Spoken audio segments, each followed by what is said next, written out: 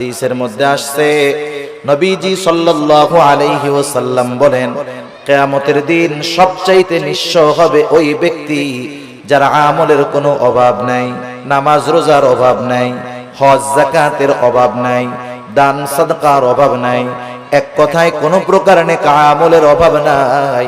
দুনিয়াতে তার একটা সমস্যা ছিল, সে বান্দার হক নষ্ট করত। আল্লাহ তাআলা তাকে জান্নাতে যাওয়ার অনুমতি দেওয়ার পূর্বে তার ব্যাপারে আল্লাহ রাব্বুল আলামিনের দরবারে মানুষেরা অভিযোগ দায়ের করবে। লম্বা হাদিস, আমি শুধু সারমর্ম কথাগুলা বলতেছি। কিছু লোক তার বিরুদ্ধে আল্লাহ রাব্বুল আলামিনের কাছে অভিযোগ দায়ের করবে। লোকটা হয়তো বলবে, আল্লাহ, এই লোকটা দুনিয়াতে আমার হক নষ্ট করেছিল। কেউ বলবে আমার সম্পদ দখল দিয়েছিল, কেউ বলবে আমাকে কষ্ট দিয়েছিল। এক কথায় আমার হক নষ্ট করেছিল। আল্লাহ, দুনিয়ার ভিতরে আমি দুর্বল থাকার কারণে আমি ন্যায় বিচার পাই নাই। দুনিয়াতে আমি মাজলুম ছিলাম। আয় আল্লাহ, আজকের দিন আমি কি ন্যায় বিচার পাবো না? আল্লাহ রাব্বুল আলামিন তার অভিযোগ গ্রহণ করবে। এবার ওই পাহাড় পরিমাণ নেকের মালিককে বলা হবে, তোমার ব্যাপারে যে অভিযোগ দায়ের করা হলো সত্য নাকি? সে মিথ্যা কথা বলার কোনো উপায় নাই, স্বীকার যেতে সে বাধ্য।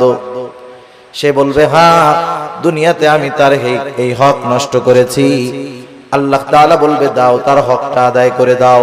বলেন তো, দুনিয়াতে কেউ যদি কারো জমি জোর করে দখল দেয়, কিয়ামতের দিন জমি দেওয়ার কোনো অবস্থা আছে নাকি? এইবার লোকটা বলবে, আল্লাহ, এ তো দুনিয়া না, দুনিয়া না। দুনিয়া যদি হইতো আমি তার জমি, তার হক তাকে ফিরাইয়া দিতাম। এখন আমি কোথার থেকে দিব? এইবার অভিযোগকারী বলবে, আল্লাহ, ঠিক আছে, এটা তো দুনিয়া না।